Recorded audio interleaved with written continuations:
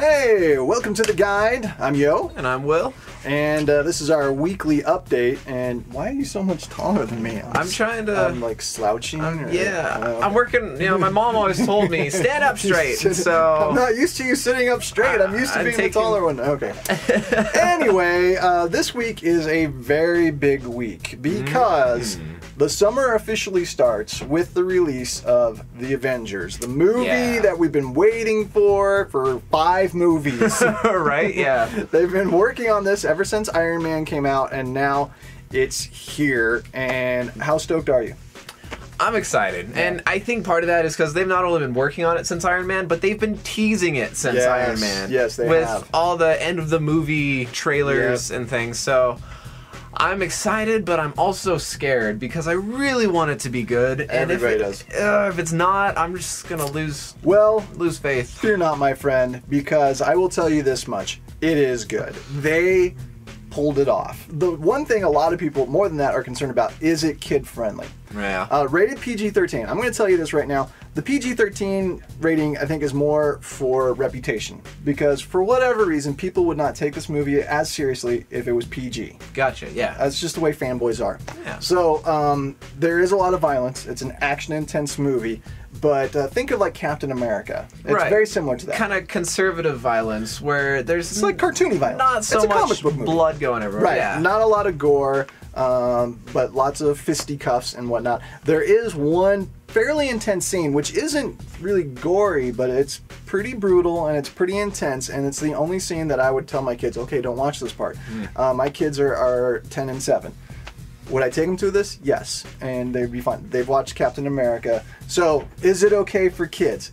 If you're okay with comic book violence, and there's a lot of that in here, then yes. And there is one scene that's pretty intense and a little bit more suggestively violent than the rest. Okay. But other than that, I would say, sure, my kids are fine with it, but they were raised watching the Justice League. And you have like the ultimate comic book children in your house. I really do. So. They're both named after comic book characters, so there you go. So that answers the whole is it okay for my kids family question. I don't think I would take anyone under the age of like 6 or 7. Yeah. But over that, they should be fine. But again, it depends on how you've raised them. I mean, if they've seen comic book violence and they understand it's not real and so, then it should be fine. But moving past that, let's talk about the other aspect of the Avengers coming out this weekend, which is the final Dark Knight Rises trailer at the beginning of the movie. You had a chance to see the trailer.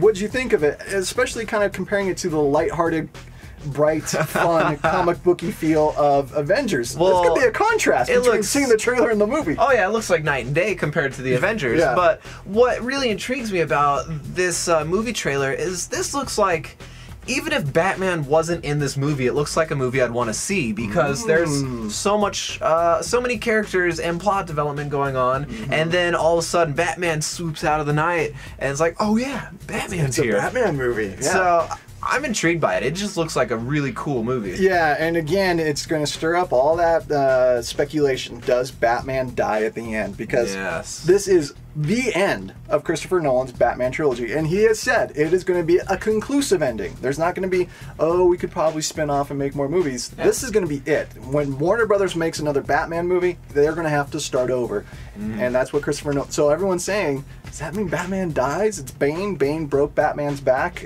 back in the 90s. Right. So he's a vicious villain, and so it'll be interesting to see what happens. And then the other thing worth talking about is, of course, the new Call of Duty. Call of Duty comes out every year. Black Ops Dos. Black Ops Dos. What are your thoughts on what's been shown from Black Ops 2 so far? Well, Call of Duty games have reached that point where it's kind of the same game with a few different... Yeah, Modern Warfare 3 here. For me was the low point. I mean, it was a well-made game, but it was so same old, I just couldn't stomach it. And I mean, I guess the whole theme of this new Black Ops is what happens when things go wrong. Like, when enemies get a hold of your technology and use it against you, Which is a cool idea. It is a cool thing, and it's a very plausible idea, too. And so, but as far as gameplay, I'm curious to see if anything is going to be different. Well, they've mentioned branching storylines for the single player. Right. Which is great, because one of the biggest issues with Call Call of Duty games is it's so linear. Yes. It's like a shooting gallery. You just go from point A to point B, and guys pop up and you shoot them. Follow the guided line. Yeah. And so having branching storylines, interesting idea, and also the idea that you can select which missions you want to go on.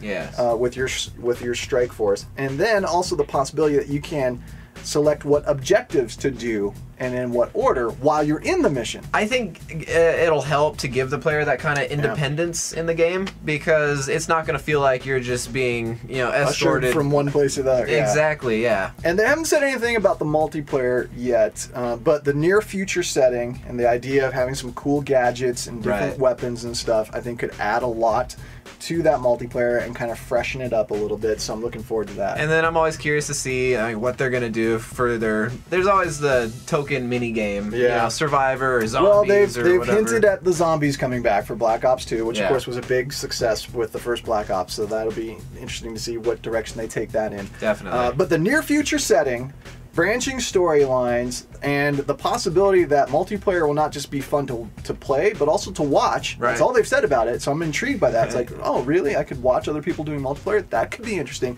There's a lot of intriguing things that I hope will make the series fresh again. Yeah, exactly. That's what I'm really hoping, because Modern Warfare 3 was so much the same old. I was done with Call of Duty. I'm like, I'm not even going to bother with the next one. And then I saw the trailer, and I saw some of the things they're going to do. It sucked you back in. It sucked me back in, absolutely. You can actually watch that trailer and get some of the details on the upcoming Black Ops 2, which will be coming out this November at GameAndMovieGuide.com. Also got new comic book reviews for you to check out, courtesy of Astro Zombies at our website. And I think that should wrap it up for this week. I mean, those two things, Avengers, Batman, that's like the whole weekend. That's some pretty important news right there. That's all there is to talk about, really. Which is pretty much all we talked about anyway. If you want to give us your opinions on if you see the Avengers this weekend, comment on our Facebook. It's facebook.com/Game and Movie Guide. You can find us on Google Plus as well.